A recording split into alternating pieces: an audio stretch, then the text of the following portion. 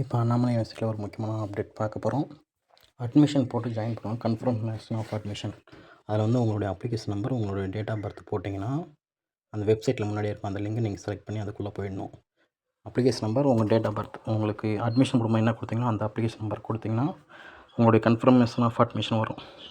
உங்களுடைய அட்ரஸ், உங்களுடைய enrol number, உங்களுடைய ஃபீஸ் எவ்வளோ பே பண்ணியிருக்கீங்க, உங்கள் டீட்டெயில்ஸ் எல்லாமே வரும். இந்த என்ரோல் நம்பர் தான் நெக்ஸ்ட்டு இந்த டிகிரி முடிக்கிற வரைக்கும் உங்களுக்கு இதுதான் நம்பர். நீங்கள் ஃபீஸ் எவ்வளோ கட்டியிருக்கீங்க அப்படின்ற டீட்டெயில் எல்லாமே இதில் வந்துடும்.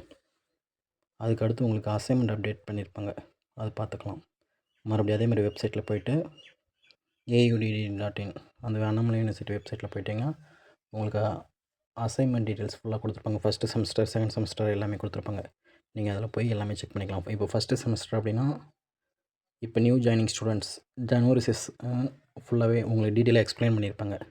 அதில் பாருங்கள், உங்களுக்கு காமிக்கிற ஃபஸ்ட்டு செமஸ்டர், செகண்ட் செமஸ்டர் எல்லாமே உங்களுக்கு எல்லா கோர்ஸுக்கும் இப்போ அப்டேட் பண்ணிட்டாங்க. ஸோ நீங்கள் அசைன்மெண்ட் வந்து அந்த அந்த டேட்குள்ளே நீங்கள் முடித்து அனுப்பிடணும். இல்லைனா ஒரு 300 ஃபைன் கட்டுற மாதிரி வரும். இதில் எல்லா அசைன்மெண்ட்டும் எல்லா கோர்ஸுக்குமே அப்டேட் பண்ணிட்டாங்க பாருங்கள். First semester, second, third, fourth, fifth, sixth. ME கோர்ஸுக்கு ஃபஸ்ட்டு 1 to 4 வரைக்கும் இருக்கும். அதேமாதிரி அசைன்மெண்ட் அப்டேட் வந்து கரெக்டாக அந்த எக்ஸாமுக்கு அரியர் எக்ஸாம் எழுதுகிறவங்க அப்போ எழுத தேவையில்லை. முன்னாடி கரண்ட் பேப்பர் ஸ்டடீஸ் டைமில் இருக்கவங்க மட்டும் எழுதினா போதும். அதுக்கான டீட்டெயில்ஸ் தான் மென்ஷன் பண்ணியிருக்காங்க பாருங்கள் மேலே. நீங்கள் எப்போ எக்ஸாம் எழுதுறீங்களோ அப்போ மட்டும் எழுதினா போதும்.